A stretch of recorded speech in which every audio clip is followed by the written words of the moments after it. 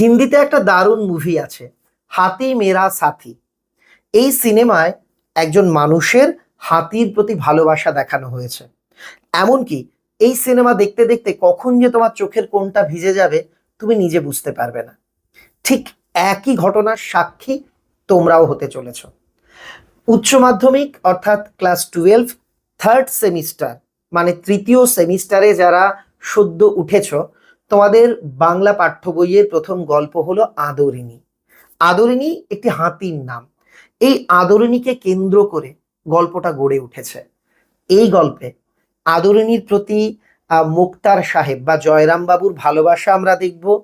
আর আদরিণীর অন্তিম পরিণতি দেখবার পর আমাদেরও চোখের কোণা ভিজে যাবে।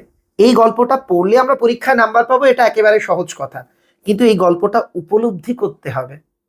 পশু প্রেম বিষয়ক একটা দারুণ গল্প আমরা পড়তে চলেছি। 1320 বঙ্গাব্দে, বাংলা সাল, এই সামনেই বাংলা পয়লা বৈশাখ নববর্ষ, 1433 সাল, 1320 বঙ্গাব্দে, মানে আজ থেকে প্রায় 120 বছর আগে এই গল্পটা লেখা হয়েছিল। এই গল্পটি প্রথম প্রকাশিত হয় সাহিত্য পত্রিকাতে 1320 বঙ্গাব্দের ভাদ্র সংখ্যাতে। সাহিত্য হচ্ছে ম্যাগাজিনের নাম। এরপর গল্পটি গল্পাঞ্জলি গ্রন্থের অন্তর্ভুক্ত করা হয়। তোমাকে যদি প্রশ্ন করা হয় যে আদরিণী গল্পটির মূল গ্রন্থের নাম কি, উত্তর হবে গল্পাঞ্জলি। কে লিখেছেন? প্রভাত কুমার মুখোপাধ্যায়। আর কথা বলবো না, সরাসরি লাইন ধরে ধরে গল্পটা তোমাদের পড়াবো। আমার বিশ্বাস আগামী 1 ঘন্টার এই ক্লাসে তুমি এই গল্পটা জলের মতো সহজে বুঝতে পারবে। শুধু বুঝতে পারবে না, ক্লাসটা মনোযোগ দিয়ে করলে তুমি অন্যকে এই গল্পটা বোঝাতে পারবে। মূল ক্লাসে যাওয়ার আগে তোমাদের একটা প্রশ্নের উত্তর দিই। তোমরা অনেকেই বলছো, স্যার আপনার লেখা সম্রাট এক্সক্লুসিভ সাজেশন বই কবে বেরোবে? তোমাদের জন্য অর্থাৎ থার্ড সেমিস্টারের জন্য আমাদের বই এপ্রিলের 10 তারিখের মধ্যে প্রকাশিত হবে। এক্স্যাক্ট তারিখ আমি বই রেডি হয়ে গেলে ভিডিও তৈরি করে তোমাদের জানিয়ে দেব। এমনকি বই প্রকাশের আগের দিন পুরো বইগুলো আমি তোমাদের ভিডিও করে দেখিয়ে দেব, যাতে তোমরা বুঝতে পারো বইটা তোমাদের প্রয়োজন কিনা। আর হ্যাঁ, অনেকেই আমার কাছে অনলাইনে পড়বার ব্যাপারে জানতে চাইছো, সে কথা আমরা পরে বলবো। আগে এই আদরিণী গল্পটা খুব ভালো করে আমরা পড়ে নিই। তাহলে চলো শুরু করছি আজকের ক্লাস। গল্পের নাম আদরিণী। প্রভাত কুমার মুখোপাধ্যায়ের লেখা আদরিণী গল্পটি একটি হাতিকে কেন্দ্র করে আবর্তিত হয়েছে। এখানে আদরিণী কোনো ছোট্ট মেয়ের নাম নয়, একটি হাতির নাম, যাকে একজন ভদ্রলোক নিজের সন্তান স্নেহে পালন করেছিলেন। পাড়ার নগেন ডাক্তার ও জুনিয়র উকিল কুঞ্জবিহারী বাবু বিকেলে পান চিবাইতে চিবাইতে, মনে রাখবে গল্পটা সাধু ভাষাতে লেখা। এই যে খাইতে খাইতে, খাইলাম, গিয়াছিলাম, এগুলো সাধু ভাষা। এখানে একদম সহজ সরল বাংলায় বলতে গেলে পাড়ার নগেন ডাক্তার, আমরা একটু পরে জানতে পারবো নগেন ডাক্তারের ভালো নাম নগেন্দ্র, এবং জুনিয়র উকিল, যে এখনো সিনিয়র উকিল হয়নি, কুঞ্জবিহারী বাবু বিকেলবেলাতে পান চিবাতে চিবাতে, হাতের ছড়ি দুলাইতে দুলাইতে, আগেকার দিনে যারা ধনী শ্রেণীর মানুষ ছিল, যারা শৌখিন মানুষ ছিল, তারা হাতে ছড়ি বা লাঠি নিয়ে চলাচল করতেন। এটা যে শুধু বয়স্করা নিত তা নয়, আভিজাত্যের একটা সিম্বল ছিল হাতের লাঠি। তো সেই ছড়ি দুলাইতে দুলাইতে জয়রাম মুক্তারের নিকট আসিয়া বলিলেন, একজন মুক্তার সাহেব যার নাম জয়রাম তার বাড়িতে আসলেন। এসে তাকে বলছেন, তুমি বলবে আচ্ছা মুক্তার কি? মোক্তার কারা সেটা তোমাদের বলি।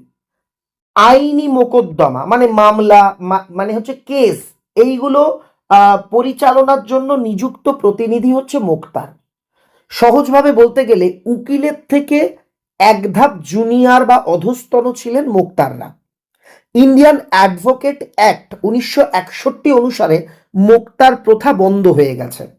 তো মোক্তার কারা ছিলেন তোমরা এইটুকু মনে রাখো, এরা হচ্ছে উকিলের থেকে জুনিয়র একটি পোস্ট, যারা কি করতেন, যে কাগজপত্র তৈরি করা, ধরো তুমি কেস লড়বে, তোমার হয়ে কাগজপত্র বা আবেদনপত্র ওনারা লিখে দিতেন। কখনো কখনো উকিল না থাকলে তোমার হয়ে উকিলের যে কাজ আর কি সওয়াল করা সেইগুলো করতেন। তো এটা হচ্ছে মোক্তার পেশা। তো পাড়ার মোক্তারের নাম জয়রাম। তার বাড়িতে নগেন ডাক্তার আর কুঞ্জবিহারী উকিল এসে বলছেন, মুখুজ্জেমশাই, জয়রাম মুখোপাধ্যায়, পুরো নাম মুখোপাধ্যায়। তো মুখোপাধ্যায়কে ইংরেজিতে মুখার্জিও বলা হয়, আর মুখার্জিকে অনেকে মুখুর্জ বলেও ডাকে। তো বলছে, মুখুজ্জেমশাই, পীরগঞ্জের বাবুদের বাড়ি থেকে নিমন্ত্রণ পেয়েছি। এই সোমবার দিন মেজবাবুর মেয়ের বিয়ে, শুনেছি নাকি ভারী ধুমধাম হবে। বেনারস থেকে বাই আসছে। বাই মানে বাইজি, যারা পেশাদার নৃত্যশিল্পী। বেনারস থেকে বাই আসছে, আর কলকাতা থেকে খেমটা আসছে। খেমটা কি? খেমটা হচ্ছে সঙ্গীতের একটা তাল। উত্তরপ্রদেশে এই খেমটা নাচ প্রচলিত, যে গানের তালে তালে নাচ করা। তো বলছে, জানেন মোক্তার মশাই, পীরগঞ্জ কোথাকার বাবু, তাদের কোন বাবু? মেজ বাবু।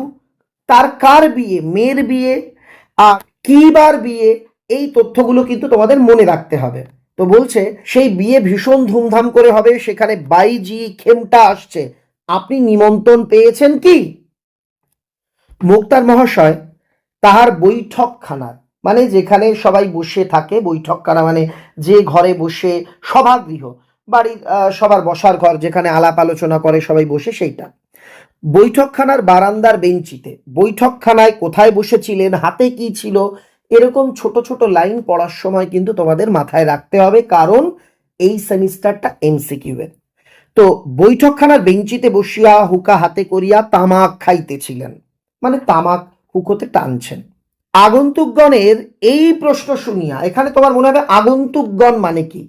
যারা বাইরে থেকে হঠাৎ এসেছে, অপরিচিত ব্যক্তি, তাদের আগন্তুক বলা হয়। তো এখানে দেখো, মোক্তার সাহেবের পরিচিতই এনারা দুজন, কিন্তু হঠাৎ এনারা এসেছেন, মানে হঠাৎ ওনার বাড়িতে এসেছেন, তাই এদের আগন্তুক বলা হচ্ছে। তো আগন্তুকগণের এই প্রশ্ন শুনিয়া হুকা নামাইয়া ধরিয়া একটু উত্তেজিত স্বরে বলিলেন, কি রকম?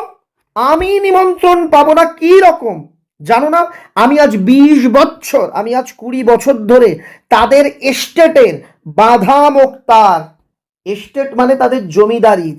তো বলছে, আমি ওই মেজবাবুদের ওই তাদের যে জমিদারি, তাদের যে বিষয় সম্পত্তি, তার বাধা মোক্তার এই 20 বছর ধরে। যেমন অনেকে বলে, আমাদের অমুক হলো বাধা ডাক্তার, আমাদের বাড়ির কোনো অসুবিধে হলেই, আমরা কারো অসুখ বিসুখ হলেই ওনার কাছে যাই। এরকম যারা আগেকার দিনে খুব বড় লোক ছিলেন, তারা উকিল এবং মোক্তার রেখে দিতেন। তো বলছেন, আমি ওনাদের 20 বছর ধরে মোক্তারি করছি ওনাদের হয়ে, ওনাদের আমি বাধা মোক্তার, আমাকে বাদ দিয়ে তারা তোমাদের নিমন্ত্রণ করবে, এইটা কি সম্ভব মনে করো?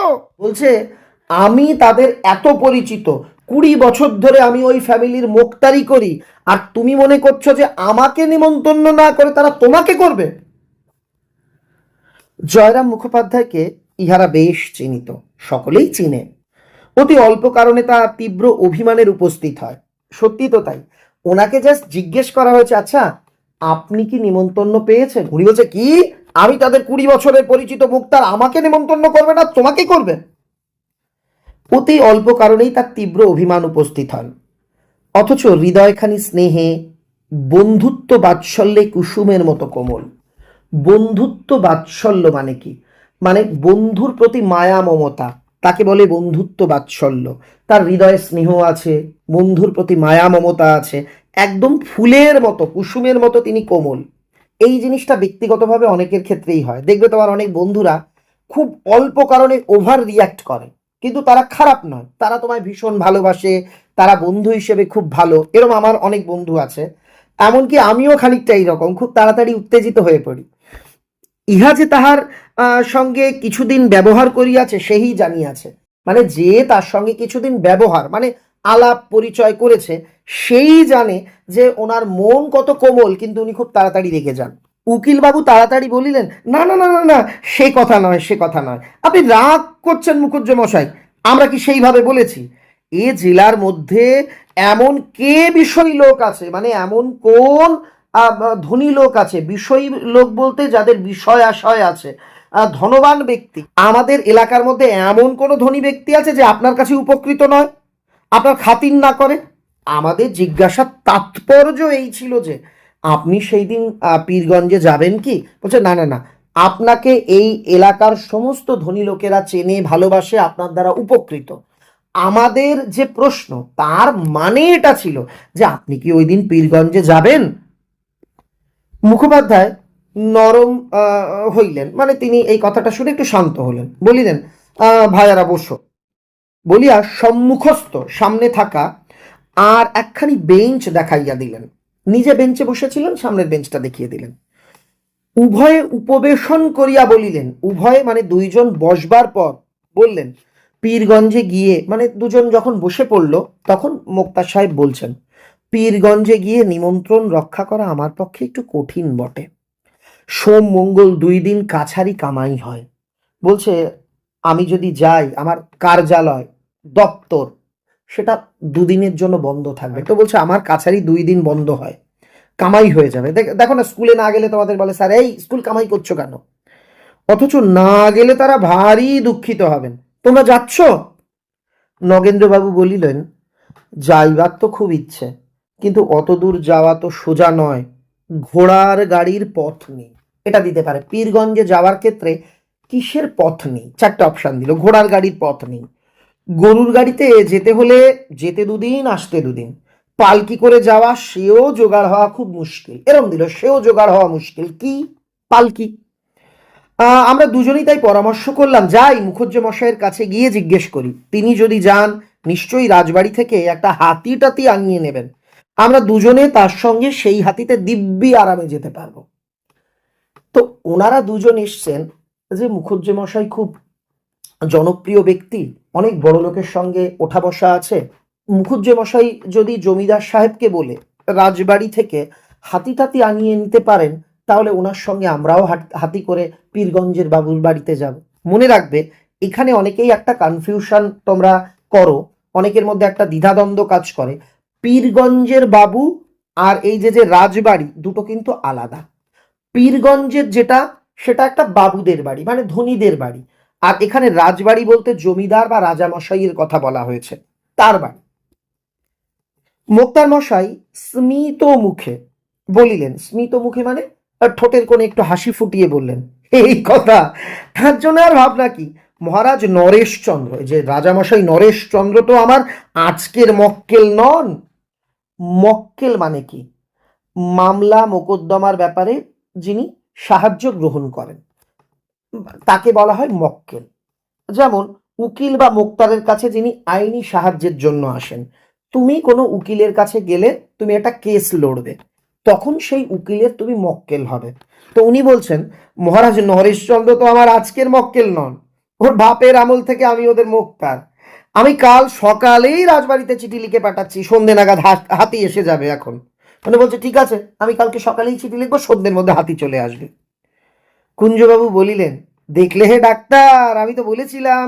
অত ভাবছো কেন? মুখুজ্জে মশাইয়ের কাছে গেলেই একটা উপায় হয়ে যাবে। তা মুখুজ্জে মশাই, আপনাকেও কিন্তু আমাদের সঙ্গে যেতে হবে, না গেলে ছাড়ছি নে।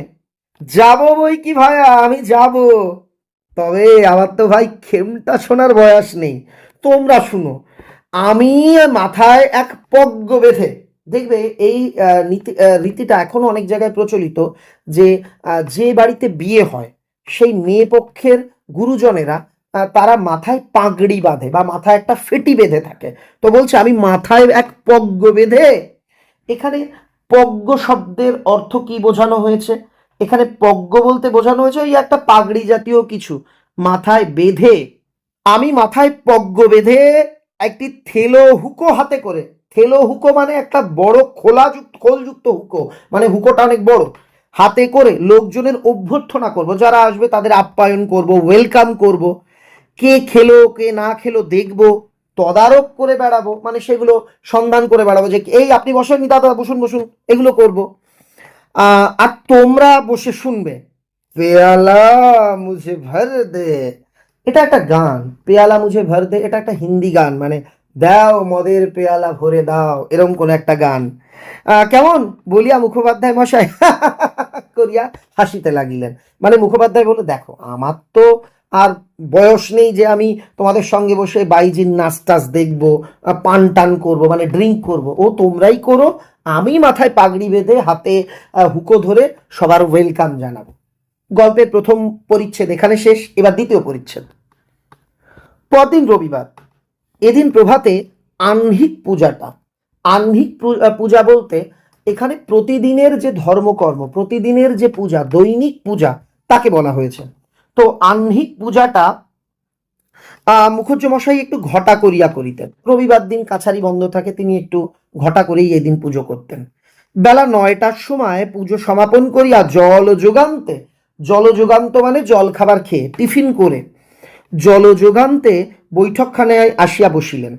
অনেকগুলি মক্কেল উপস্থিত ছিল, অনেকগুলো তার মক্কেল এসে উপস্থিত। তাহাদের সহিত কথাবার্তা কহিতে লাগিলেন। হঠাৎ সেই হাতির কথা মনে পড়িয়া গেল। মক্কেলদের সঙ্গে কথা বলতে বলতে তার হাতির কথা মনে পড়ে গেল। তখন কাগজ কলম লইয়া চশমাটি পরিয়া প্রবাল প্রতাপান্বিত শ্রীল শ্রীমন মহারাজ শ্রী নরেশচন্দ্র রায় চৌধুরী বাহাদুর আশ্রিত জন প্রতিপালকেশু পাঠ লিখিয়া, এখানে এই জিনিসটা তোমাদের একটু বুঝিয়ে বলি। চিঠি লিখতে গেলে আমরা সম্বোধন করি, প্রিয় বন্ধু, প্রিয় বরেশু, পূজনীয় বাবা, এই রকম। তো উনি লিখছেন, প্রথমে কি লিখলেন? প্রবল প্রতাপান্বিত, এগুলো বিশেষণ, মানে অত্যন্ত পরাক্রমশালী। শ্রীল, শ্রীল শব্দের অর্থ হচ্ছে যার মধ্যে গুণ, মহিমা, সৌন্দর্য, পবিত্রতা আছে, তাদের শ্রীল বলা হয়। শ্রীমন মহারাজ বলতে শ্রীমৎ যোগ মহারাজ, অর্থাৎ এখানে বোঝানো হয়েছে অত্যন্ত সম্মানিত রাজামশাই, অর্থাৎ মহান ব্যক্তি, অত্যন্ত গুণী রাজামশাই। আশ্রিত জন প্রতিপালকেশু, মানে রাজামশাইয়ের নাম শ্রী নরেশচন্দ্র রায় চৌধুরী বাহাদুর, তার আশ্রিত জন প্রতিপালকেশু। আশ্রিত জন প্রতিপালকেশু কথার অর্থ কি? আশ্রয় প্রার্থনাকারী ব্যক্তির প্রতিপালন যিনি করেন, মানে কতগুলো রাজাকে বিশেষণ দিল। যিনি অত্যন্ত গুণের আধার, যিনি, যারা তার শরণার্থী, যারা তার শরণাগত, তাদের আশ্রয় প্রদান করেন, সেই রাজা শ্রী নরেশচন্দ্র রায়ের উদ্দেশ্যে তিনি চিঠি লিখলেন। পাঠ লিখিয়া 2-3 দিনের মধ্যে একটি সুশীল ও সুবোধ হস্তি প্রার্থনা করিয়া পত্র লিখিলেন। তিনি এটা বলে প্রথমে সম্বোধন করলেন, তারপর তিনি সুশীল মানে খুব ভালো স্বভাবের, সুবোধ মানে খুব বুদ্ধিমান একটি হাতি ওনার কাছে চাইলেন। পূর্বেও আবশ্যক হইলে, আগেও যখন তার প্রয়োজন হয়েছে, তিনি কতবার এই রূপে মহারাজের হস্তি আনিয়া লইয়াছেন। একজন ভৃত্যকে ডাকিয়া, ভৃত্য মানে কাজের লোক, বাড়ির একজন ভৃত্য বা চাকরকে ডাকিয়া পত্রখানি লইয়া যাইবার আজ্ঞা দিয়া মুক্তার মহাশয় আবার মক্কেলগণের সহিত কথোপকথনে প্রবৃত্ত হইল, মানে তিনি আবার আলাপচারিতা শুরু করে দিলেন। প্রবৃত্ত মানে হচ্ছে নিযুক্ত হওয়া, তিনি আবার গল্পে নিযুক্ত হয়ে পড়লেন। শ্রীযুক্ত জয়রাম মুখোপাধ্যায়ের বয়স এখন 50 পার হইয়াছে। এই যে জয়রাম মুখোপাধ্যায়, মুক্তারের কথা আমরা পড়ছি, তার বয়স 50 পার হয়েছে। মানুষটি লম্বা ছাদের, মানুষটা একটু লম্বা ধরনের, রংটি আরেকটু পরিষ্কার হইলেই গৌরবর্ণ বলা যাইতে পারিত। লোকটা যদি আরেকটু পরিষ্কার হইতো, আমরা বলতে পারতাম একদম পরিষ্কার দেখতে, সাহেবদের মতো, বা গৌরবর্ণ, মানে লোকটা একটু শ্যামলা গোছের, মানে পুরোপুরি পরিষ্কার নয়। গোপগুলি মোটা মোটা, কাঁচায় পাকায় মিশ্রিত। মাথার সম্মুখ ভাগে টাক আছে, মাথার সামনের দিকে টাক পড়ে গেছে। চোখ দুইটি বড় বড় ভাসা ভাসা। তাহার হৃদয়ের কোমলতা যেন হৃদয় ছাপাইয়া এই চক্ষু দুটি দিয়া উছলিয়া পড়িয়াছে। তার হৃদয় যে কতটা কোমল, তার হৃদয়ের কোমলতা তার হৃদয়কে ছাড়িয়ে এই চোখ দিয়ে যেন উথলে পড়ছে। ইহার আদিনিবাস যশোর জেলায়। ইম্পর্টেন্ট প্রশ্ন, এই মুক্তার সাহেব অর্থাৎ জয়রাম মুখোপাধ্যায়ের আগের বাড়ি ছিল বাংলাদেশের যশোরে। এখানে যখন তিনি প্রথম মুক্তারি করিতে আসেন, তখন এদিকে রেল খোলে নাই, রেল লাইন চালু হয়নি। পদ্মা পার হইয়া, পদ্মা নদী পার হয়ে, কতক নৌকো পথে, কতক গরুর গাড়িতে, কতক পদব্রজে মানে পায়ে হেঁটে তাকে আসিতে হইয়াছিল। সঙ্গে কেবলমাত্র একটি ক্যাম্বিজের ব্যাগ এবং একটি পিতলের ঘটি ছিল। তিনি আসার সময় একটা মোটা আর মজবুত কাপড়, ক্যাম্বিস কাপড় বলে, তার তৈরি ব্যাগ। এবার একটা সঙ্গে তাহলে কি কি ছিল? ক্যাম্বিজের ব্যাগ, মোটা টেকসই একটা আর কি ব্যাগ, এবং একটা পিতলের ঘটি ছিল, তার হাতে একটা পিতলের ঘটি ছিল। সহায় সম্পত্তি কিছুই ছিল না, তিনি একটা ব্যাগ আর ঘটি হাতে বাংলাদেশ থেকে এখানে এসেছিলেন। মাসিক 13 শিকায়, খুব ইম্পর্টেন্ট, 13 শিকা। শিকা বলতে সিকি পয়সাকে বোঝানো হয়। এবার তোমার মনে হতে পারে যে সিকি পয়সা কি? 4 আনা বা 25 পয়সাকে শিকা বলা হতো।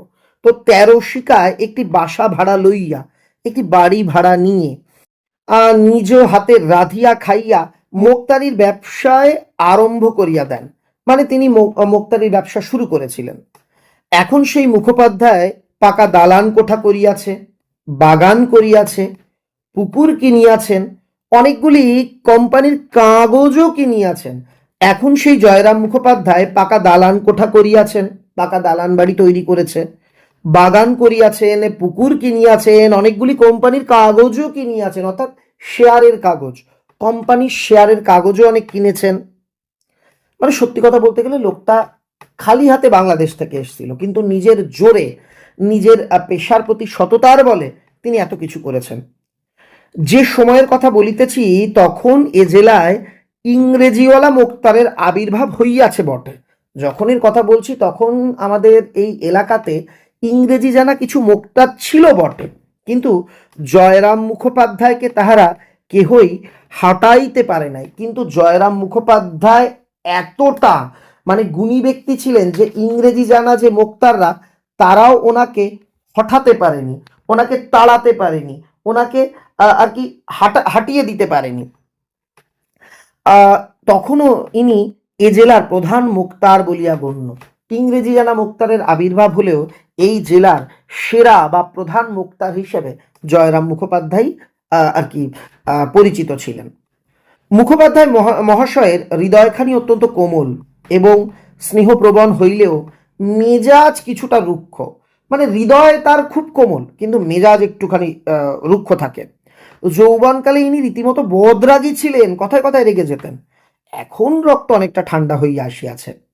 সেকালে হাকিমেরা একটু অবিচার অত্যাচার করিলেই মুখুজ্জমশাই রাগিয়া চেঁচাইয়া অনর্থপাত করিয়া তুলিতেন।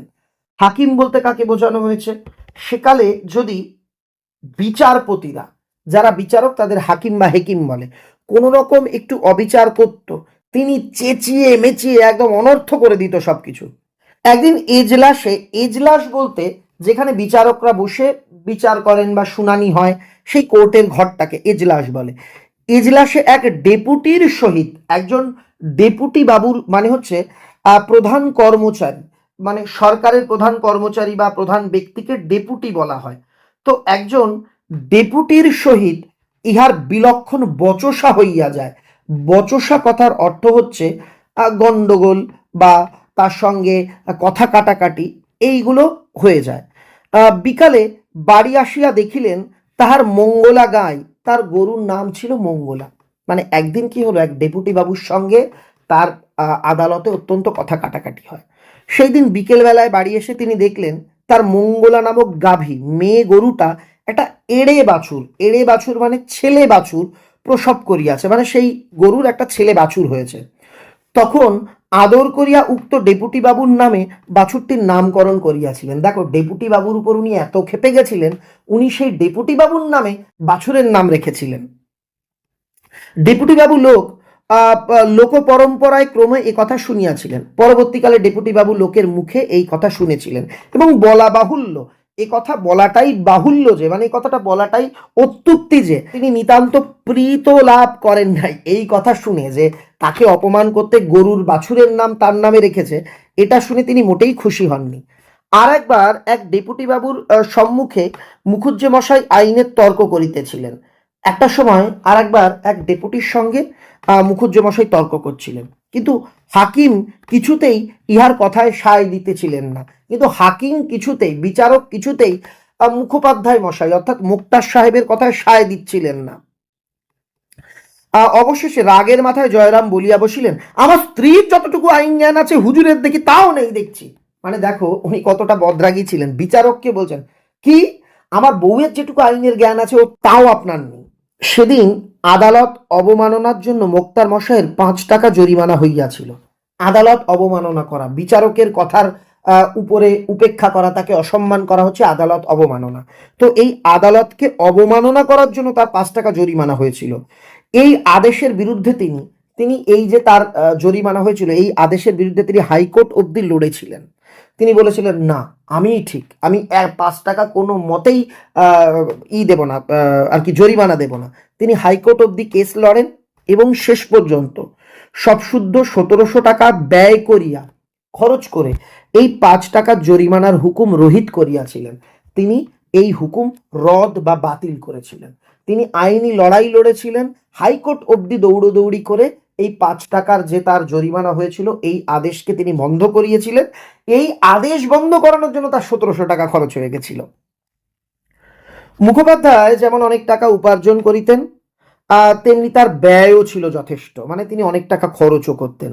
তিনি অকাতরে অন্নদান করিতেন, মানে তিনি একেবারে কাতর না হয়ে অবলীলায় প্রচুর অর্থ দান করতেন। অত্যাচারিত, উৎপীড়িত, মানে যারা অত্যাচারিত, উৎপীড়িত মানেও যারা আর কি অন্যের দ্বারা পীড়িত হয়, অত্যাচারিত হয়, গরিব লোকের মোকদ্দমা তিনি কত সময় বিনা ফিসে, বিনা ফি না নিয়ে, অর্থাৎ ফি না নিয়ে, বিনা ফিসে, কোনো পারিশ্রমিক না নিয়ে তিনি লড়েছেন।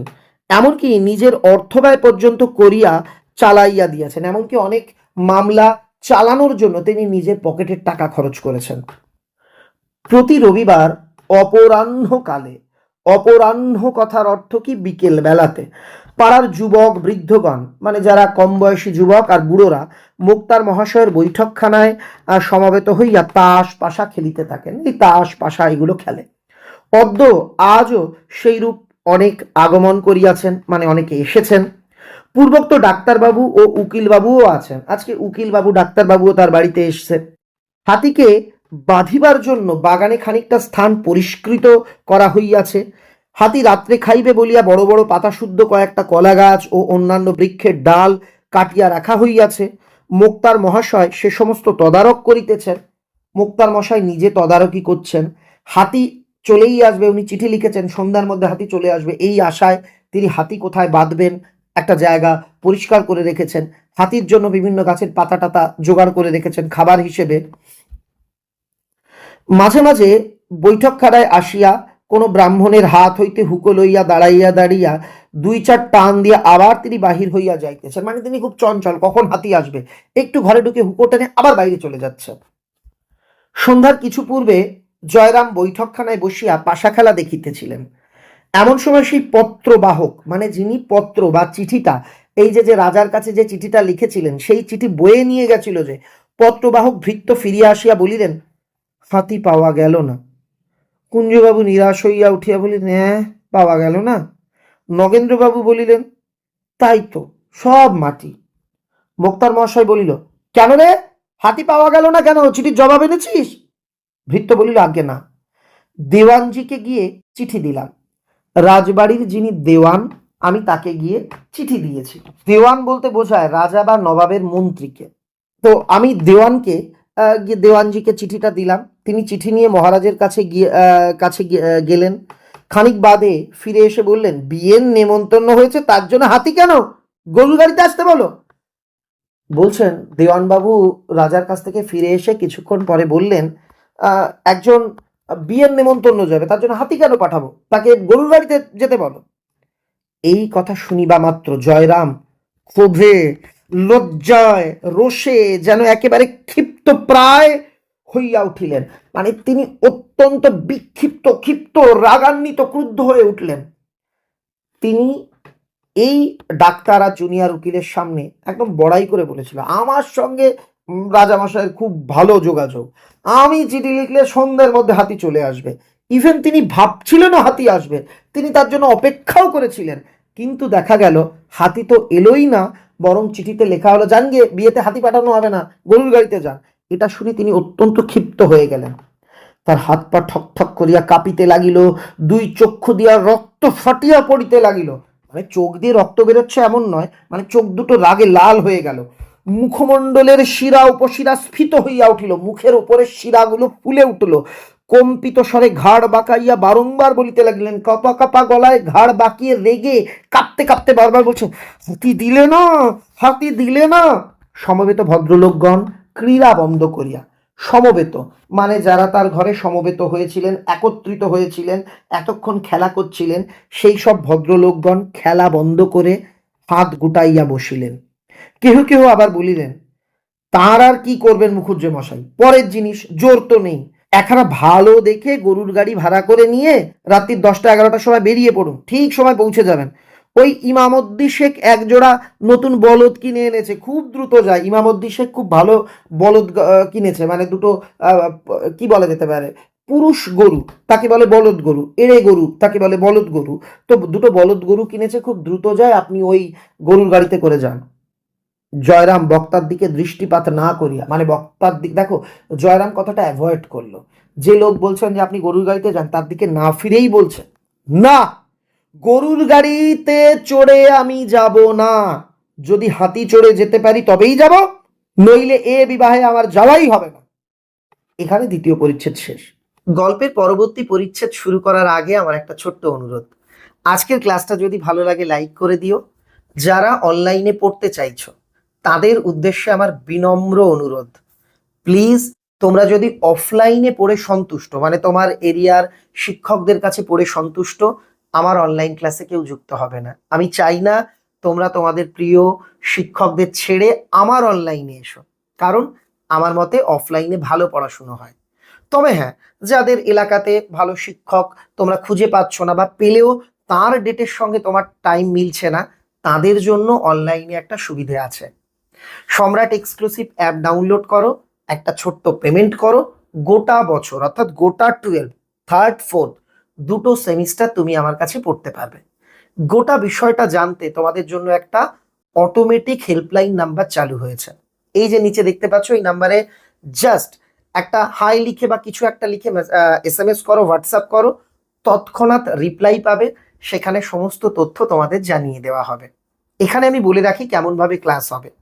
আমরা চিরাচরিত যে অনলাইন ক্লাস দেখি সেভাবে নয়, আমি প্রত্যেকটা টপিক ইউটিউবে যে ভিডিও দেখছি এগুলো নয়, আরও বিস্তারিতভাবে আলোচনা করে ভিডিও করে রেকর্ডেড ভিডিও দিয়ে দেবো। অলরেডি থার্ড সেমিস্টারে যত যা আছে, দুটো বই, একটা ভাষার বই আছে আর একটা তোমাদের পাঠ্য বই, দুটো বইয়ের সমস্ত কিছু লাইন ধরে পড়িয়ে পড়িয়ে, এই যে যেমনভাবে গল্পটা পড়াচ্ছি আরও বিস্তারিতভাবে পড়িয়ে আমি ভিডিও করে দিয়েছি।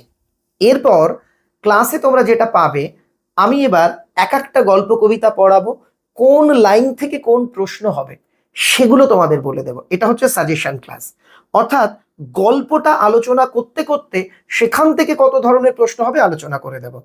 এরপর কি করব, আমার বাড়িতে যারা অফলাইনে পড়ে তাদের যে নোটস লেখাচ্ছি সেইগুলো আমি তোমাদের PDF করে পাঠিয়ে দেব। আমার একটা অনুরোধ, যারা অনলাইনে পড়বে তারা কিন্তু অবশ্যই সম্রাট এক্সক্লুসিভ বইটা কিনে নেবে, কারণ এটা বেস। এই বইটা থাকলে তোমার পড়া আরো সহজ হয়ে যাবে। আর যারা আমার কাছে অনলাইনে পড়বে তাদের কোনো রকম কোনো নোট বই বা প্রশ্নের বই কেনা লাগবে না। এবার প্রশ্ন, স্যার অনলাইনে কোনো সমস্যা হলে কি করব? অন্যরা তো অনলাইনে পড়ায়। জানো তো এখানে একটা অসুবিধা আছে, কোনোদিন তোমার এলাকার নেট খারাপ বা আমার এখানে নেট খারাপ, অনলাইন ক্লাসটা হতো না, কিংবা তোমার অন্য টিচারের কাছে পড়া পড়ে যাচ্ছে, তুমি অনলাইনে অ্যাটেন্ড করতে পারছো না, কিংবা তুমি অনলাইন ক্লাসে যুক্ত হয়েছো, আমি পড়াচ্ছি, সবার প্রশ্নোত্তর নিচ্ছি, 1-1.5 হাজার স্টুডেন্ট প্রশ্ন করছে, তোমার প্রশ্নটা পড়াই হচ্ছে না। এই সমস্যার সমাধানের জন্য সপ্তাহে একদিন আমি গোটা দিন অনলাইন থাকবো। কেমন? আমার একটি স্পেশাল হেল্পলাইন নাম্বার আমি তোমাদের দিয়ে দেব।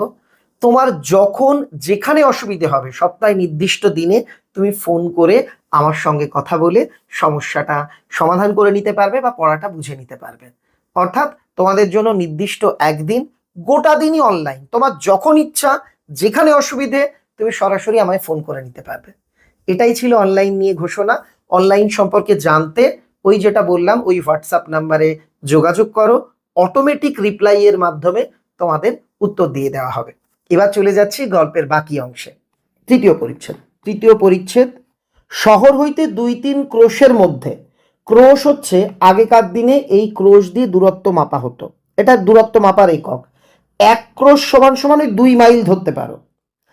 শহর হইতে 2-3 ক্রোশের মধ্যে 2-3 জন জমিদারের হস্তি ছিল। হস্তি মানে হাতি। সেই রাত্রে জয়রাম তত্তৎ স্থানে, মানে সেই স্থানে, তত্তৎ অর্থাৎ প্রত্যেকটি বা সেই সমস্ত স্থানে লোক পাঠাইয়া দিলেন, যদি কেহ হস্তি বিক্রয় করে তবে তিনি কিনিবেন। রাত্রি 2 প্রহরের সময়, প্রহর হচ্ছে সময় বোঝাতে প্রহর ব্যবহৃত হয়।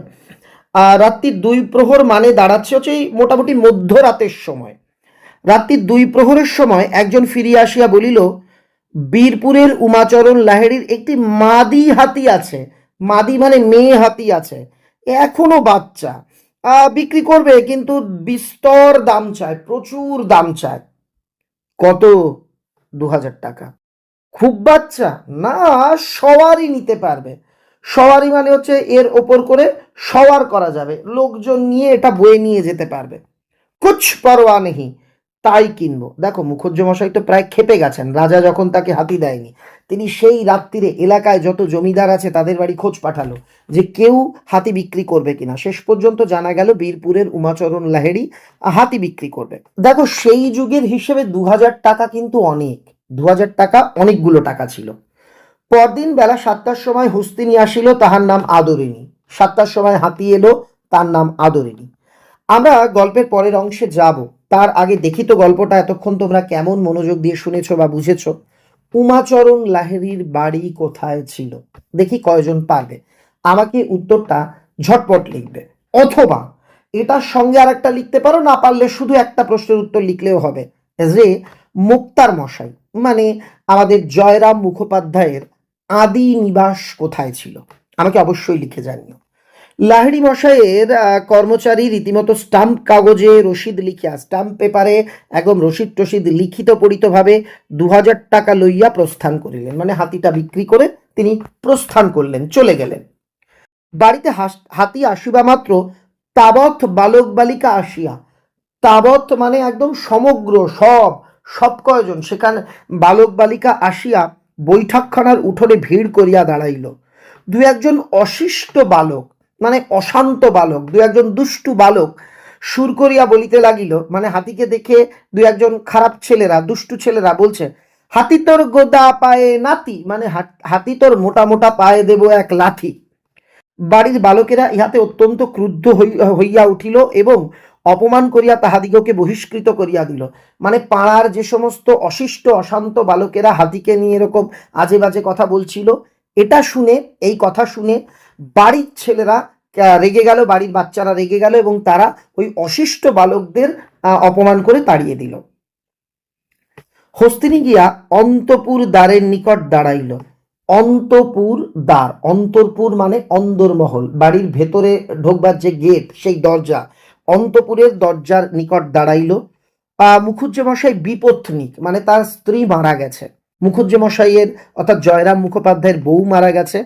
তার জ্যেষ্ঠা পুত্রবধূ, জ্যেষ্ঠা মানে বড়, পুত্রবধূ মানে ছেলের বউ, একটা ঘটিতে জল লইয়া সভয়ে, মানে খুব ভয়ে ভয়ে, হাতির কাছে যাব কি যাব না, তো সভয় পদক্ষেপে মানে খুব ভয়ের সঙ্গে পা ফেলে ফেলে বাহির হইয়া আসিলেন, ঘর থেকে বেরোলেন এবং কম্পিত হস্তে, ভয়ের চোটে কাঁপা কাঁপা হাতে, কম্পিত হস্তে তাহার পদ চতুষ্টয়ে সেই জল একটু একটু করিয়া ঢালিয়া দিলেন, মানে হাতির 4 পায়ে সেই জল অল্প অল্প করে ঢেলে দিলেন।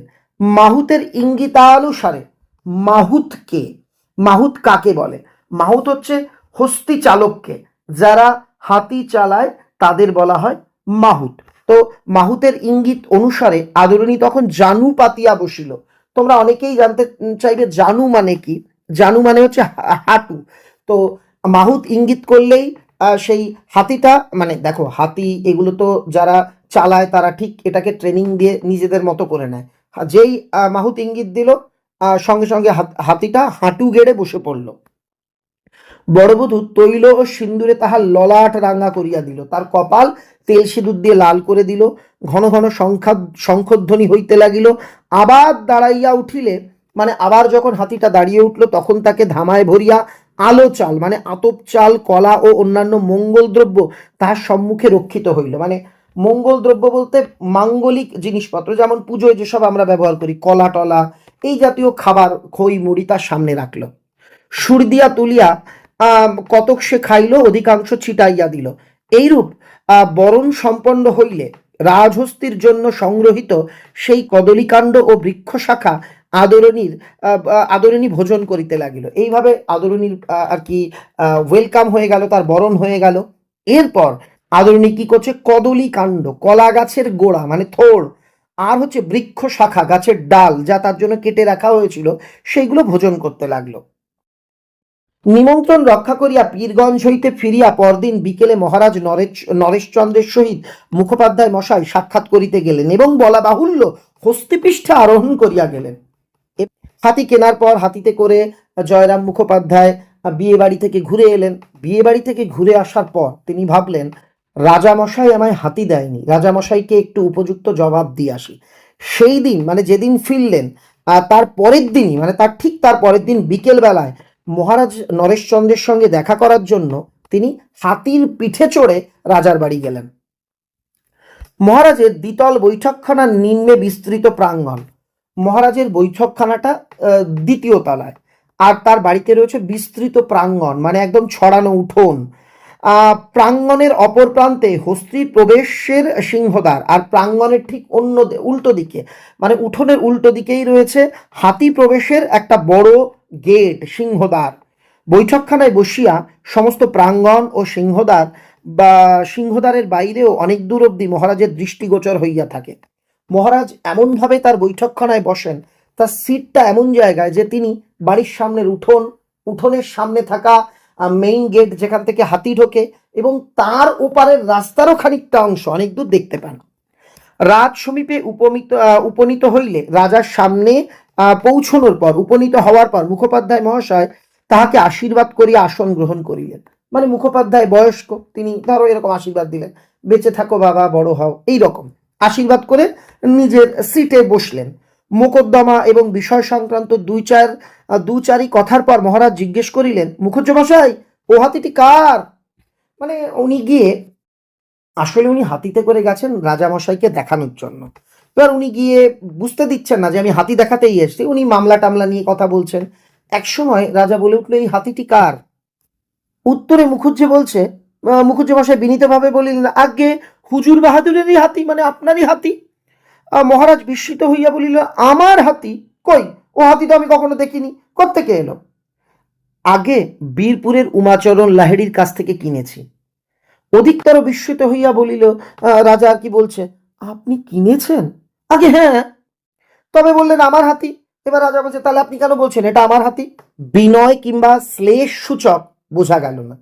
মানে তিনি বিনীতভাবে বলছেন নাকি উত্তরটা একটু বিদ্রুপ, একটু টিটকেরি কেটে দিচ্ছেন, এটা বোঝা গেল না। একটু মৃদু হাস্য করিয়া জয়রাম বলিলেন, মানে আপনি কেন বললেন আমার হাতি? উত্তরে উনি টিটকেরি কেটে বলছেন নাকি সত্যি সত্যি হৃদয় থেকে এই কথাটা বলছেন বোঝা গেল না। উনি বলছেন, যখন হুজুর বাহাদুরের দ্বারাই প্রতিপালিত হচ্ছি আমি, যখন আপনার, তখন ও হাতি আপনার বই আর কার? মানে উনি বললেন, হুজুর আপনার অনুগ্রহে আমরা বেঁচে আছি, আমি নিজেই যখন আপনার, আমার হাতিও আপনার। সন্ধ্যার পর গৃহে ফিরিয়া বৈঠকখানায় বসিয়া সমবেত বন্ধু মণ্ডলীর নিকট মুখোপাধ্যায় এই কাহিনী সবিস্তারে বিবৃত করিলেন। তিনি এতদিন ধরে তিনি ভরা সভায় অপমানিত হয়েছিলেন, মনে আছে? যে সবার সামনে এসে বলেছিল আপনাকে হাতি দেবে না, বলেছে যান গরুর গাড়িতে। আজকে তিনি ভরা সভায় এই কাহিনী বর্ণনা করলেন, জানিস আজকে গেছি রাজাকে এই বলে এসছি। হৃদয় হইতে সমস্ত ক্ষোভ ও লজ্জা আজ তাহার মুছিয়া গেল। মনের মধ্যে যত রাগ লজ্জা ছিল আজকে মুছে গেল। কয়দিন পরে আজ তার সুনিদ্রা হইল। বহুদিন পরে তিনি অপমানের প্রতিশোধ নিতে পেরে আজকে ঠান্ডা মাথায় ঘুমোতে পারলেন। এবার চতুর্থ পরিচ্ছেদ। উল্লেখিত ঘটনার পর সুদীর্ঘ 5টি বৎসর অতীত হইয়াছে, 5 বছর কেটে গেছে। এই 5 বৎসরে মুক্তার মহাশয়ের অবস্থার অনেক পরিবর্তন হইয়াছে। নতুন নিয়মে পাশ করা শিক্ষিত মুক্তারে জেলা কোড ভরিয়া গিয়াছে। মানে এখন নতুন নিয়মে পাশ করা ইংরেজি জানা মুক্তারে জেলা কোড ভরে গেছে। শিথিল নিয়মে, মানে যখন নিয়ম হালকা ছিল, শিথিল ছিল, নিয়ম অত কড়াকড়ি ছিল না, আইন ব্যবসায়ীর আর কদর নাই। সেই সেকেলে যখন নিয়ম কড়াকড়ি নেই, সেই সময় উনি মোক্তার হয়েছেন। সেই মোক্তারের আজ আর অত কদর নেই, অত দাম নেই, অত গুরুত্ব নেই। ক্রমে ক্রমে মুখোপাধ্যায় মশায়ের আয় কমিতে লাগিল। পূর্বে যত উপার্জন করিতেন, এখন তাহার অর্ধেকও হয় কিনা সন্দেহ। কারণ নতুন মোক্তারের দিকে সবাই ঝুঁকেছে, পুরনো মোক্তারকে কেউ আর গুরুত্ব দেয় না। অথচ ব্যয় প্রতি বৎসর বর্ধিতই হইয়াছে, কিন্তু খরচ প্রতি বছর বাড়ছে। তাহার ৩টি পুত্র, প্রথম দুটি মূর্খ, বংশবৃদ্ধি ছাড়া আর কোনো কর্ম করিবার যোগ্য নহে। মোক্তারের ৩টি ছেলে, প্রথম ২ ছেলে অর্থাৎ বড় আর মেজ ছেলে এত বড় অকর্মণ্য যে সন্তান তৈরি করতে গেলে যে কাজটা করতে হয় পুরুষদের, ওই কাজটুকু বাদ দিয়ে তারা আর অন্য কোনো কাজ পারে না। কনিষ্ঠ পুত্রটি কলিকাতায় পড়িতেছে, ছোট ছেলে তার কলকাতায় পড়ছে, সেটি কালক্রমে মানুষ হয়, এইমাত্র ভরসা মুখোপাধ্যায়ের ভরসা যে আমার ছোট ছেলে কলকাতায় পড়ছে, ও যেন একটু মানুষের মতো মানুষ হয়। ব্যবসার প্রতি মুখোপাধ্যায়ের আর অনুরাগ নাই। ব্যবসার প্রতি মুখোপাধ্যায়ের সেই অনুরাগ, ভালোবাসা, এগুলো কিন্তু আর নেই। বড় বিরক্ত হইয়া উঠিয়াছেন। এই ব্যবসা বাণিজ্য, মামলা মোকদ্দমা এইসব নিয়ে তিনি অত্যন্ত বিরক্তই হয়ে উঠেছেন। ছোকরা মোক্তারগণ যাহাদিগকে একসময় উলাঙ্গাবস্থায় পথে খেলা করিতে দেখিয়াছেন, এখানে বলা হচ্ছে এই মুখোপাধ্যায় বা মুক্তার সাহেব ছোটবেলাতে উলাঙ্গাবস্থায়, মানে পোশাকহীন অবস্থা, আমরা বলি না ল্যাংটা বয়স থেকে ওকে চিনি, তো সেইটাই বলা হচ্ছে যে ওই ল্যাংটা বয়স থেকে যাদের চিনত, তাহারা এখন সামলা মাথায় দিয়া তাহার প্রতিপক্ষে দাঁড়াইয়া চোখ মুখ ঘুরাইয়া ফরফর ইংরেজিতে হাকিমের সহিত কথা বলিতে থাকেন। বলছে যাদের এই ছোট বয়স থেকে মোক্তার চেনেন, সেই সব ছেলেরা আজকে ইংরেজি জানা মোক্তার হয়ে মাথায় সামলা বেঁধে ফরফর করে ইংরেজিতে হেকিম সাহেবের সঙ্গে, অর্থাৎ যিনি বিচারপতি, তার সঙ্গে কথা বলেন। এখানে বলা হচ্ছে মুখোপাধ্যায় মশাই যেসব ছেলেদের একদম বাচ্চা বয়স থেকে চেনেন, আজকে তারা ইংরেজি শিখে, ইংরেজি জেনে, মাথায় সামলা বেঁধে তার সামনে চোখ মুখ ঘুরিয়ে ঘুরিয়ে তার বিপক্ষ পার্টি হয়ে আর কি বিচারকের সামনে সওয়াল জবাব করেন। এখানে ব্রাকেটে লেখা মুখোপাধ্যায় পাগড়ি বাঁধিতেন, সেকালে মোক্তারগণ সামলা ব্যবহার করিত না। মানে তিনি যখন প্রথম মোক্তার হয়েছেন তখন মুখোপাধ্যায় মাথায় পাগড়ি পরতেন, আর সে সময় কোনো আর কি কেউ মাথায় সামলা দিত না। সামলা কি? এক ধরনের পাগড়ির মতন বস্ত্রখণ্ড। তো তার সামনে বর্তমানে বাচ্চা বাচ্চা ছেলেরা মোক্তার হয়ে, ইংরেজি শিক্ষিত হয়ে মাথায় সামলা বেঁধে তার সামনে সওয়াল জবাব করে। তিনি কিছুই বুঝিতে পারেন না, মানে তিনি কিছুই বুঝতে পারেন না, ইংরেজি তো বোঝেন না। পার্শ্বস্থিত পাশে দাঁড়ানো ইংরেজি জানা জুনিয়রকে জিজ্ঞেস করেন উনি কি বলছেন। জুনিয়র তর্জমা করে তাহাকে বুঝাইতে বুঝাইতে অন্য প্রসঙ্গ উপস্থিত হয়, মুখের জবাব মুখেই রইয়া যায়। মানে ব্যাপারটা কেমন দেখো, অন্যরা ফটফট করে ইংরেজি বলছে, উনি বুঝতে পারছে না কি বলছে। উনি ওনার জুনিয়রকে জিজ্ঞেস করছে, আচ্ছা ও কি বললো ইংরেজিতে। জুনিয়র বাংলা মানে বুঝিয়ে বলতে বলতে যে ইংরেজিতে সওয়াল জবাব করছিল সে হয়তো অন্য প্রসঙ্গ তুলে ধরলো, ফলে মুক্তার তার জবাবটা যে ইনস্ট্যান্ট দিতে হবে এটা আর পাচ্ছেন না। নিষ্ফল রোষে তিনি ফুঁসিতে থাকেন, মানে কোনো রকম নিষ্ফল, তার কাজ নিষ্ফল, কোনো কিছু করতে পারছেন না, তিনি শুধু ফুঁসতে থাকেন। তাছাড়া পূর্বের হাকিমগণ মুখুজ্জে মশাইকে যেরূপ শ্রদ্ধার চোখে দেখিতেন, এখনকার নব্য হাকিমগণ তাহা করেন না। আগেকার দিনের হাকিমরা মুখোপাধ্যায়কে অত্যন্ত শ্রদ্ধা করতেন, এখনকার দিনে করেন না। ইহাদের যেন বিশ্বাস যে ইংরেজি জানে না সে মনুষ্য পদবাচ্যই নয়। এখনকার দিনের বিচারকরা মনে করে যে ইংরেজি জানে না সে মানুষ নামেরই যোগ্য নয়। এই সকল কারণে স্থির করিয়াছেন কর্ম হইতে এখন অবসর গ্রহণ করাই শ্রেয়। মুখোপাধ্যায় ভাবলেন, দূর, আর ভাল লাগে না, এই কাজ থেকে আমি এবার অবসর নেব। যাহা তিনি সঞ্চয় করিয়াছেন তাহার সুদ হইতে কোনো রকমের সংসারের যাত্রা নির্বাহ করিবেন। যা এতদিনে তিনি সেভিংস করেছেন, জমা করেছেন, সেই টাকার সুদ দিয়েই ইনি সংসার চালাবেন। প্রায় 60 বৎসর হইল, চিরকাল কি খাটিবেন? বিশ্রামের সময় কি হয় নাই? বড় ছেলে যদি মানুষ হইত দুই টাকা যদি রোজগার করিতে পারিত, তাহা হইলে এতদিন কোন কালে মুখোপাধ্যায় মশাই অবসর লইতেন। মানে তার বড় ছেলে যদি মানুষের মতো মানুষ হতো, দুটো ইনকাম করতো, মুখোপাধ্যায় মশাইয়ের এইসব কাজ করতেন না। কোন কালে অবসর লইতেন, বাড়ি বসিয়া হরিনাম করিতেন। কিন্তু আর বেশি দিন চলে না। তথাপি আজিকালি করিয়া আরো 1 বছর কাটিয়া গেল, কিন্তু আর চলে না। মুখোপাধ্যায় আজ ছাড়বো কাল ছাড়বো, আজ থেকে এই অবসর নেব, কাল থেকে অবসর নেব, এমন করে 1 বছর কাটিয়ে দিল। এই সময় দায়রা আদালত, মানে দায়রা বলতে দায়রা আদালতকে বোঝানো হচ্ছে। দায়রা মানে ফৌজদারি উচ্চ আদালত। তো দায়রা আদালতে একটি খুনি মোকদ্দমা উপস্থিত হইল, একটা খুনের মামলা এলো। সেই মোকদ্দমায় আসামি জয়রাম মুখোপাধ্যায়কে নিজের মোক্তার নিযুক্ত করিল। তো যে আসামি, যার বিরুদ্ধে খুনের অভিযোগ, সে জয়রামকে নিজের মোক্তার হিসেবে নিযুক্ত করলো। একজন নতুন ইংরেজ জজ আসিল, তাহার এজলাসে বিচার, মানে সেই জজের সামনে বিচার হবে। 3 দিন যাবৎ মোকদ্দমা চলিল।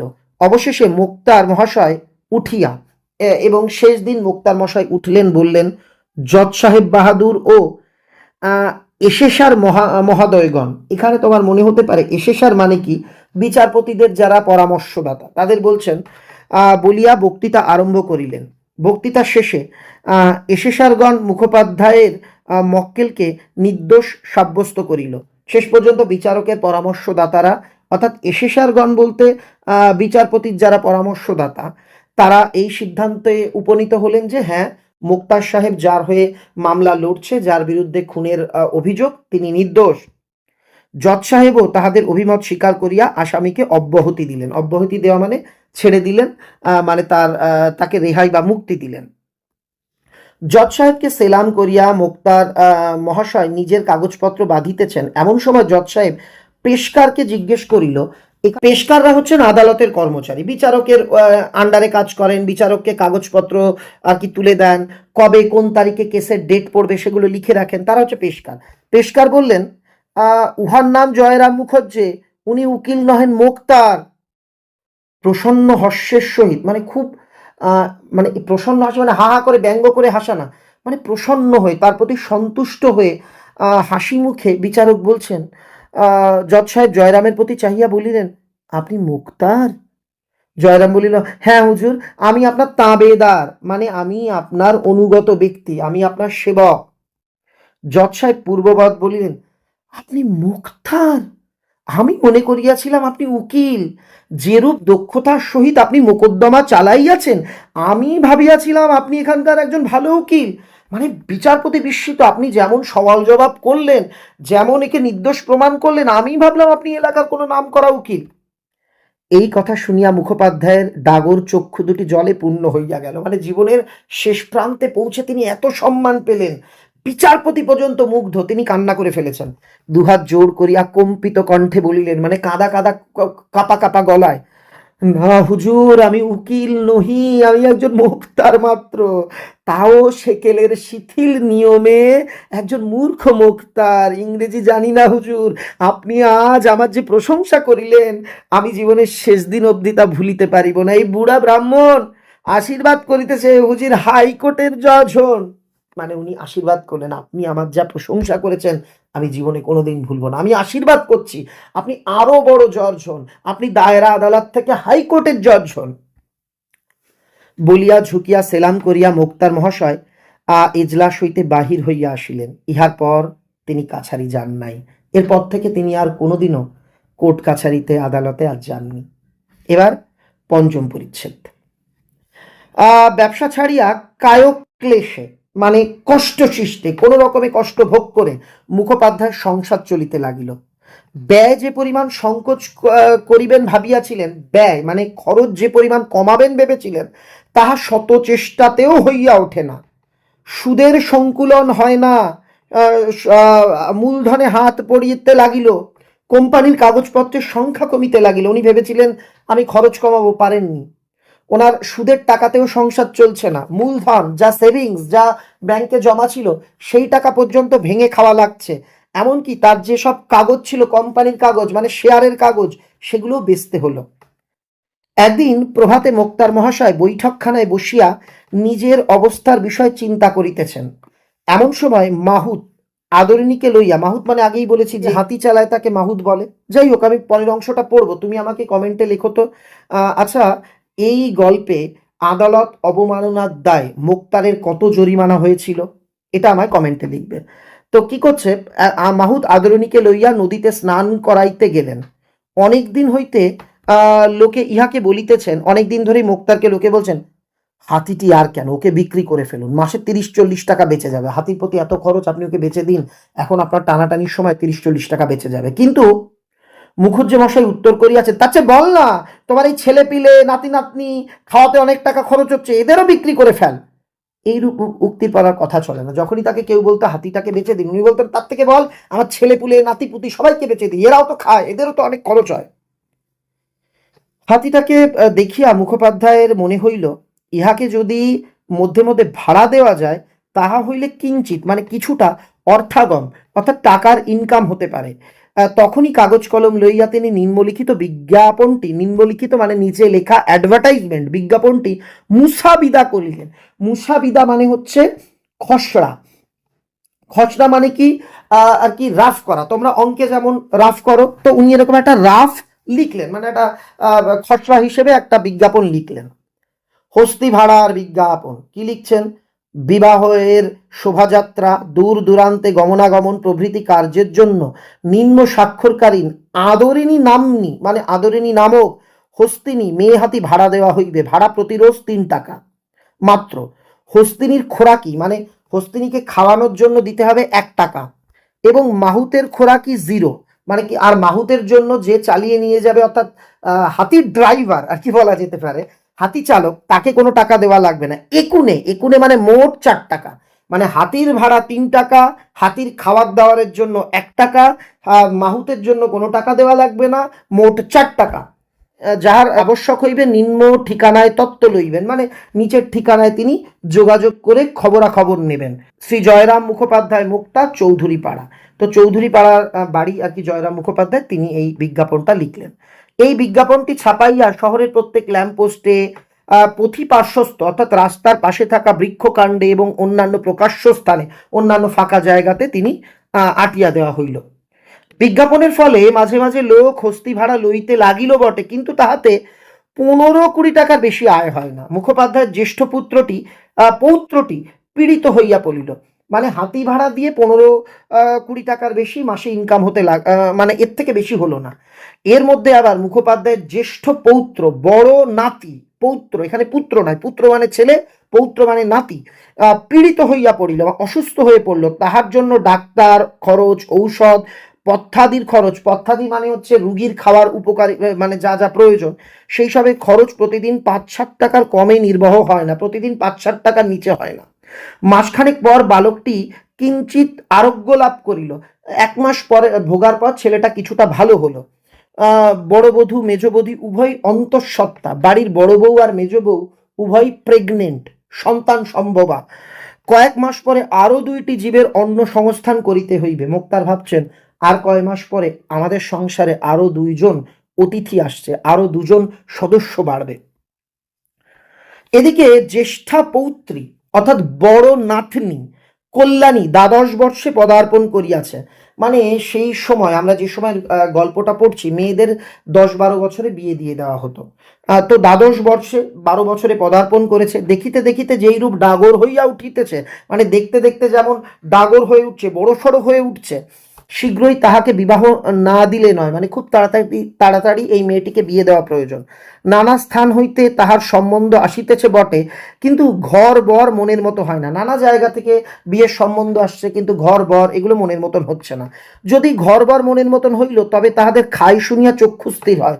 সেই সময় সমাজে পণ প্রথা ছিল, বা মেয়ে নেওয়ার আগে ছেলেরা বলতো আমাদের এত টাকা দিতে হবে, তা তাদের ছেলে বাড়ির খাই শুনে আর তারা বিয়ে দিতে পারতো না। কন্যার পিতা এ সম্বন্ধে একেবারে নির্লিপ্ত, মানে এই যে যে বড় নাতনির বাবা একেবারে নির্লিপ্ত, তার কোনো হেলদোল নেই, মেয়ের বিয়ে নিয়ে তার কোনো ভাবনা চিন্তা নেই। সে নেশা ভাঙ করিয়া তাসপাশা খেলিয়া ফুলুট বাজাইয়া বেড়াইতেছে, মানে সে একদম নিজের জগতে রয়েছে, সে নেশা করছে, তাসপাশা খেলছে, ফুলুট বাজিয়ে, মানে সে একেবারে চলছে। ফুলুট মানে হচ্ছে বাঁশি, মানে সে তাসপাশা খেলে বাঁশি বাজিয়ে এই সবেই দিন কাটায়। যত দা এই 60 বৎসরের বুড়ার ঘাড়ে। দেখো, আগের বলা হয়েছিল বুড়োর বয়স 55, ধীরে ধীরে বয়স বাড়ছে, এখন তার বয়স হয়ে গেছে 60। অবশেষে এক স্থানে বিবাহ স্থির হইল। পাত্রটি রাজশাহী কলেজে LA পড়িতেছে, মানে ল নিয়ে পড়ছে। খাইবার পরিবার সংস্থানও আছে, মানে সে সচ্ছল, খাওয়া পড়া ভালো, মানে পাবেই সংসারে গেলে। তাহারা 2000 টাকা চাহে, ছেলে পক্ষ 2000 টাকা পণ চাইছে। নিজেদের খরচ 500, 2500 টাকা হইলে বিবাহটি হয়। দেখো, এক সময় মুখোপাধ্যায়ের এত টাকা ছিল যে 2-2500 টাকা দিয়ে হাতি কিনতে তার বাধ্য না। আর আজকে তার মনে হচ্ছে যে 2000 টাকা কি করে আমি পণ দেব। যদিও পণ দেওয়া আইনত দণ্ডনীয়, মানে সেই প্রেক্ষিতে তার মানসিক অবস্থাটা এইরকম ছিল। তারপরে ভাবছে 2000 টাকা পণ দেওয়ার পর বিয়েতে অন্যান্য খরচ আরো 500 টাকা হবে। কোম্পানির কাগজের বান্ডিল দিন দিন ক্ষীণ হইতেছে, শেয়ার ধীরে ধীরে বেচে দিচ্ছে। তাহা হইলে 2500 টাকা বাহির করা বড়ই কষ্টকর হইয়া দাঁড়াইল। তাহা হইতে মানে এই কাগজ কমে গেছে, শেয়ার বেচে দিয়েছে, এটা থেকে, এইগুলো থেকে 2500 টাকা বের করা যথেষ্ট কষ্টকর হয়ে উঠল। আর শুধু তো একটি নহে, আরও নাতনিরা রইয়াছে, তাহাদের বেলায় কি উপায় হইবে। মুখোপাধ্যায় মশাই ভাবছে যে একজন হলে কষ্টে সৃষ্টে 2500 টাকা দিয়ে দেওয়া যায়, মানে 2-2500 খরচ করা যায়। আমার তো আরো নাতনি আছে, তাদের বেলায় আমি কি করব। এই সকল ভাবনা চিন্তার মধ্যে পড়িয়া মুখোপাধ্যায় মশাইয়ের শরীর ক্রমে ভগ্ন হইয়া পড়িতে লাগিল। আস্তে আস্তে তার শরীর ভেঙে যেতে লাগলো। একদিন সংবাদ আসিল, কনিষ্ঠ পুত্রটি বিয়ে পরীক্ষা দিয়াছিল, সেও ফেল করিয়াছে। মনে আছে, কলকাতায় তার ছেলে পড়ছে, তার একমাত্র ভরসা ছিল আমার ছোট ছেলে মানুষের মতো মানুষ হবে, সেও বিয়ে পরীক্ষাতে ফেল করেছে। বন্ধুগণ বলিলেন, মুখুজ্জে মশাই, হাতিটিকে বিক্রি করে ফেলুন, করে নাতনির বিবাহ দিন। কি করবেন বলুন, অবস্থা বুঝে তো কাজ করতে হয়। আপনি জ্ঞানী লোক, মায়া পরিত্যাগ করুন। মুখোপাধ্যায় আর কোনো উত্তর দেন না। মানে আগে হলে বলতো, হ্যাঁ বল, আমার ছেলে মেয়ে বেঁচে দিই। কিন্তু আজকে তার মানে সংসারে এতটা অভাব অনটন, তিনি আর উত্তর দেন না। মাটির পানে চাহিয়া ম্লান মুখে বসিয়া কেবল চিন্তা করেন এবং মাঝে মাঝে দীর্ঘ নিঃশ্বাস ফেলেন। চৈত্র সংক্রান্তিতে বামুনহাটে একটি বড় মেলা হয়। বামুনহাট একটা জায়গার নাম, সেখানে চৈত্র সংক্রান্তিতে বড় মেলা হয়। সেখানে বিস্তর গরু বাছর, ঘোড়া, হাতি, উট বিক্রয়ার্থে আসে, মানে বিক্রির জন্য আসে। বন্ধুগান বলিলেন, হাতিটিকে মেলায় পাঠিয়ে দিন, বিক্রি হয়ে যাবে। 2000-এ কিনেছিলেন, এখন হাতি বড় হয়েছে, 3000 টাকা অনায়াসে পেয়ে যেতে পারেন। কোচার খুঁটে, কোচার খুঁটে মানে ধুতির কুচির সামনের দিকটা, আগার দিকটা দিয়ে তাকে বলে কোচার খুঁটে। চক্ষু মুছিয়া, মানে চোখ মুছে আর কি মুখোপাধ্যায় বলছেন, কি করে তোমরা এমন কথা বলছো। বন্ধুরা বুঝাইলেন, আপনি বলেন ও আমার মেয়ের মতন, আপনি বলেন আপনার হাতিটা, আদরিনীটা এ আপনার মেয়ের মতন।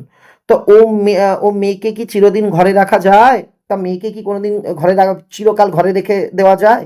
মেয়ের তো বিয়ে দিতে হয়, মেয়ে শ্বশুর বাড়ি চলে যায়, তার আর উপায় কি। তবে পোষা জানোয়ার অনেক দিন ধরে রয়েছে, মায়া হয়ে গেছে, একটু দেখে শুনে ভালো লোকের হাতে বিক্রয় করিলেই হয়। যে বেশ আদর যত্ন করে রাখবে, কোনো কষ্ট দেবে না, এমন লোককে বিক্রয় করবেন। ভাবিয়া চিন্তিয়া জয়রাম বলিলেন, তোমরা সবাই যখন বলছো, তখন তাই হোক। দাও, মেলায় পাঠিয়ে দাও, ভালো একজন খদ্দের ঠিক করে, তাতে দামে যদি 2-500 কমও হয় সেও স্বীকার। ভালো খরিদ্দার হতে হবে, দাম 2-500 কম দিলেও আমার দুঃখ নেই, তাও মেনে নেব। মেলাটি চৈত্র সংক্রান্তির প্রায় 15 দিন পূর্বে আরম্ভ হয়, তবে শেষ 4-5 দিন জমজমাট বেশি। সংক্রান্তির 1 সপ্তাহ পূর্বে যাত্রা স্থির হইল। মাহুত তো যাইবেই, মুখোপাধ্যায় মশায়ের মধ্যপুত্রটিও সঙ্গে যাইবে। মাহুত যাবে, সঙ্গে মুখোপাধ্যায় মশায়ের মধ্যপুত্র মেজ ছেলেও যাবে, হাতিটাকে রথে, মানে ওই বামুনহাটের মেলায়, চৈত্র সংক্রান্তির মেলায় বেচতে। যাত্রার দিন প্রত্যুষে, যেদিন যাওয়ার দিন সেদিন প্রত্যুষকালে, ভোরবেলায়, প্রভাতকালে প্রত্যুষে গাত্রোত্থান করিলেন, মানে তিনি বিছনা থেকে উঠলেন। যাইবার পূর্বে হস্তি ভোজন করিতেছে। বাটির মেয়ে বালকগণ সজল নেত্রে বাগানে হস্তির কাছে দাঁড়াইয়া, জল ভরা চোখে বাড়ির মেয়েরা, বাচ্চারা হাতির কাছে দাঁড়িয়ে রয়েছে বাগানে। খড়ম পায়ে দিয়া মুখোপাধ্যায় মহাশয় সেখানে গিয়া দাঁড়াইলেন। পূর্বদিন 2 টাকার রসগোল্লা আনাইয়া রাখিয়াছিলেন। আগের দিন তিনি 2 টাকার রসগোল্লা আনিয়েছিলেন। ভৃত্য সেই হাড়ি হাতে করিয়া আসিয়া দাঁড়াইল।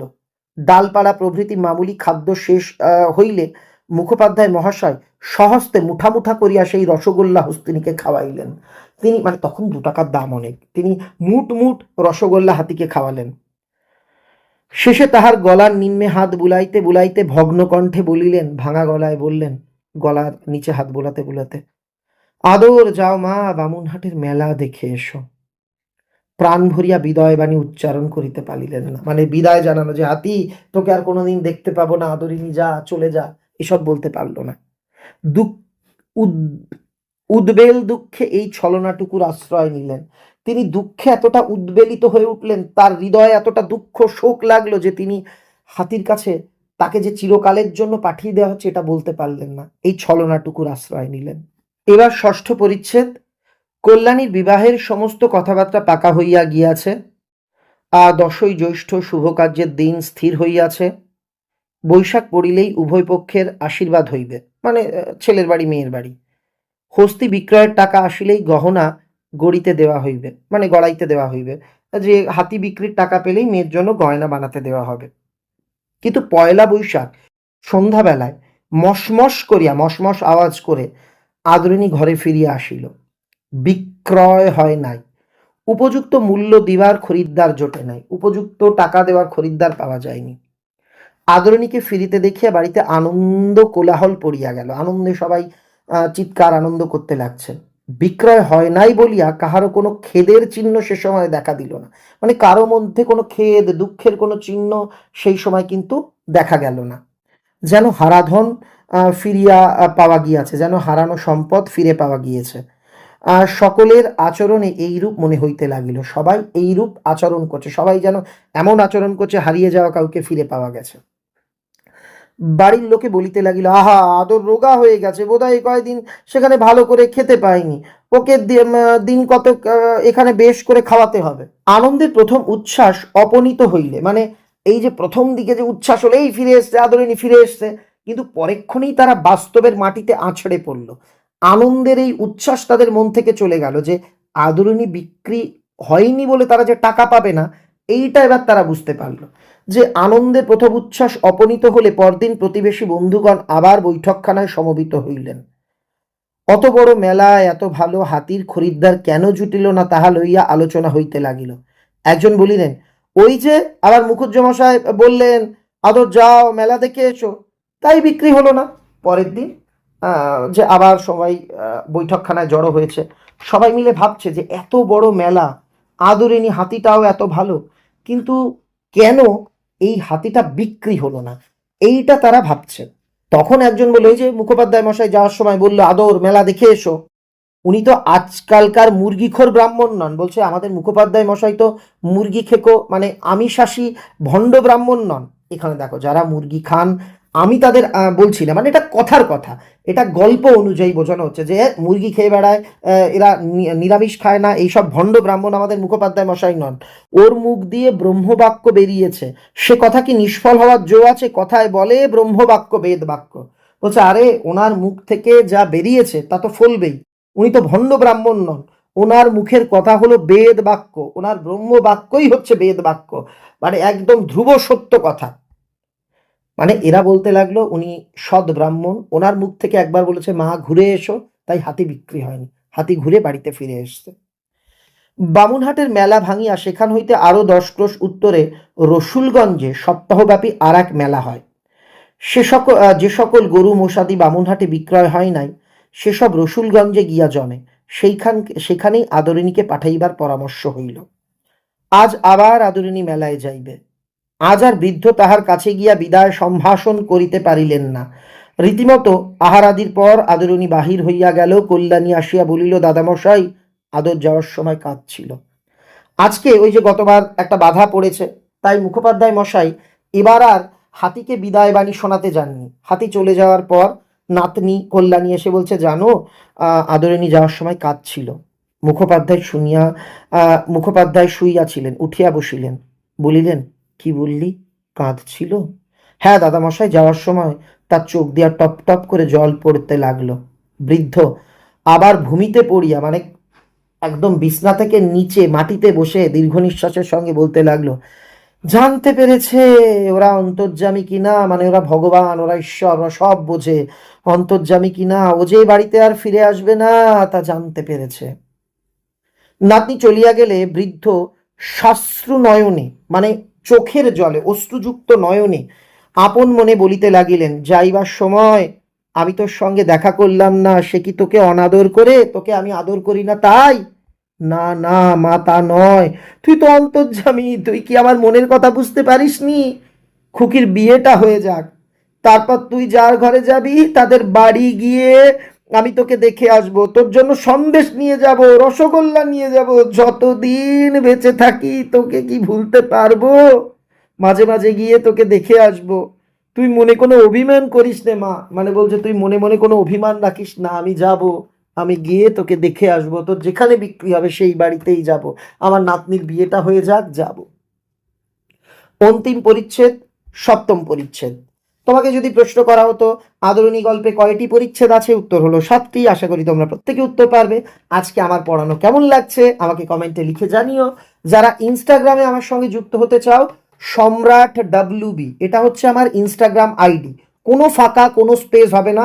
এ বাদে ইনস্টাগ্রামে যতগুলো প্রোফাইল আছে সব কিন্তু ফেক। SAMRATWB এই নামে অ্যাকাউন্ট পাবে, ওটাই আমার অ্যাকাউন্ট। আর হ্যাঁ, তোমাদের জন্য আমার একটা হোয়াটসঅ্যাপ স্পেশাল চ্যানেল আছে যেখানে আমি নানা আপডেট দিয়ে থাকি। সেই হোয়াটসঅ্যাপ চ্যানেলে যুক্ত হওয়ার লিঙ্কটা ভিডিও ডেসক্রিপশন আর ফার্স্ট কমেন্টে কিন্তু দেওয়া আছে। পরদিন বিকেলে একটি চাষি লোক একখানি পত্র আনিয়া মুখোপাধ্যায় মশাইয়ের হাতে দিল। পরদিন একজন চাষি ব্যক্তি একটা চিঠি এনে মুখোপাধ্যায়ের হাতে দিল। পত্র পাঠ করিয়া ব্রাহ্মণের মাথায় যেন বজ্রাঘাত হইল। ওই চিঠি পড়ে মাথার উপর যেন বাজ ভেঙে পড়ল।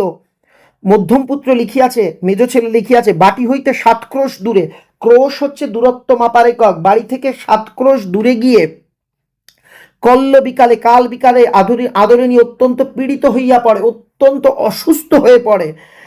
সে আর পথ চলিতে পারে না, সে আর হাঁটতে পারছে না। রাস্তার পাশে একটা আমবাগানে শুইয়া পড়িয়াছে। তাহার পেটে বোধ হয় কোনো বেদনা হইতেছে। সুরটি উঠাইয়া মাঝে মাঝে কাতস্বরে আত্মনাদ করিয়া উঠিতেছে। মাহুত যথাবিদ্যা সমস্ত রাত্রি চিকিৎসা করিয়াছে, কিন্তু কোনো ফল হয় নাই। বোধ হয় আদরিণী আর বাঁচিবে না। মানে মধ্যম পুত্র লিখেছে, বাবা সর্বনাশ হয়ে গেছে, বাড়ি থেকে 7 ক্রোশ দূরে এসে আদরিণী অসুস্থ, মনে হয় তার পেটে যন্ত্রণা। সে সুর নামিয়ে পাশের আমবাগানের উপর পড়ে রয়েছে, মাঝে মাঝে কাতরাচ্ছে। মাহুত অনেক চিকিৎসা করেছে, তার যা জানা, কিন্তু কোনো লাভ হয়নি। মনে হয় আদরিণী বাঁচবে না। যদি মরিয়া যায় তবে তাহার শবদেহ প্রথিত মানে পোতার জন্য নিকটে একটু জমির বন্দোবস্ত করিতে হইবে, সুতরাং মহাশয়ের অবিলম্বে আসা আবশ্যক। লিখলো, বাবা তুমি তাড়াতাড়ি এসো, আদরিণী মরে গেলে তাকে কোথায় রাখতে হবে, মানে তাকে কবর দেওয়ার জায়গা ঠিক করতে হবে। বাড়ির মধ্যে গিয়া উঠানে পাগলের মতো পায়চারি করিতে করিতে বৃদ্ধ বলিতে লাগিলেন, আমার গাড়ির বন্দোবস্ত করে দাও, আমি এক্ষুনি বেরোবো। আদরের অসুখ, যন্ত্রণায় ছটফট করছে, আমাকে না দেখতে পেলে সে সুস্থ হবে না, আমি আর দেরি করতে পারবো না। তখনই ঘোড়ার গাড়ির বন্দোবস্ত করিতে লোক ছুটিল। বধূরা অনেক কষ্টে বৃদ্ধকে একটু দুগ্ধমাত্র পান করাইতে সামর্থ্য হইল। রাতের বেলাতে যাবে, তা বলছে, বাবা আপনি কিছু খান, কষ্ট সৃষ্ট করে তাকে একটু মানে ওই কি বলা হয়, দুধ খাওয়ানো হলো। রাত্রি 10টার সময় গাড়ি ছাড়িল। জ্যেষ্ঠ পুত্র সঙ্গে গেলেন। পত্রবাহক সেই চাষি লোকটি কোচ বক্সে বসিল। কোচ বক্স হচ্ছে ড্রাইভারের পাশের সিট, মানে যে আর কি এখানে কিসের গাড়ি, এই যে তোমরা দেখতে পাচ্ছ ঘোড়ার গাড়ি, ঘোড়ার গাড়িতে চালক যেখানে বসে তার পাশের সিট কি বলে, কোচ বাক্স। সেখানে বসে সেই চাষি লোকটিও গেল। পরদিন প্রভাতে গন্তব্যস্থলে যেখানে যাওয়ার কথা পৌঁছাইয়া বৃদ্ধ দেখিলেন সমস্ত শেষ হইয়া গিয়াছে। আদরিণীর সেই নবজলধ বর্ণ, অর্থাৎ নতুন মেঘের রং, জলধ বর্ণ মানে মেঘের রংকে বোঝানো হয়। নবজলধ বর্ণ বিশাল দেহখানি অম্রবনের ভিতর পতিত হইয়া আছে, পড়ে রয়েছে। তাহা আজ নিশ্চল, নিস্পন্দ, স্পন্দন নেই, মারা গেছে নিশ্চল। বৃদ্ধ ছুটিয়া গিয়া হস্তিনীর শবদেহ মানে মৃতদেহের নিকট লুটাইয়া পড়িয়া তাহার মুখের নিকট মুখ রাখিয়া কাঁদিতে কাঁদিতে বারবার বলতে লাগলো, অভিমান করে চলে গেলি মা, তোকে বিক্রি করতে পাঠিয়েছিলাম বলে তুই অভিমান করে চলে গেলি।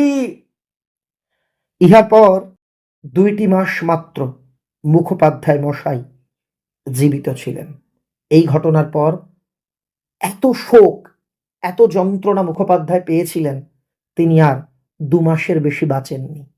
সম্পূর্ণ গল্পটা এখানেই শেষ হলো। বলেছিলাম চোখের কোণ ভিজে যাবে। যারা হৃদয় দিয়ে গল্পটা পড়েছ, চোখের কোণে জল না থাকলেও আশা করি হৃদয় ভারাক্রান্ত হয়েছে।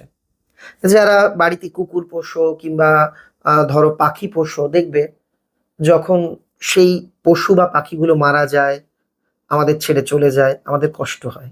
সত্যি হয় কিনা বলো? এমন কোনো অভিজ্ঞতা থাকলে তোমার আমায় লিখে জানিও। আজকের গল্পটা এখানেই শেষ হলো। খুব তাড়াতাড়ি নতুন ক্লাস নিয়ে হাজির হব। আমার অনুরোধ, এই গল্পটা একদিনে পড়লে চলবে না।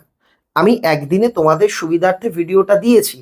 এটা মিনিমাম 4 থেকে 5টা ক্লাসে তোমরা ভালো করে রপ্ত করো, বারবার পড়ো। নচেৎ কিন্তু এমসিকিউ যে অস্ত্র নিয়ে পরীক্ষক রেডি, সেটাকে জয় করা সম্ভব হবে না। সবাই ভালো থেকো, মন দিয়ে পড়াশুনো করো। Thank you very much.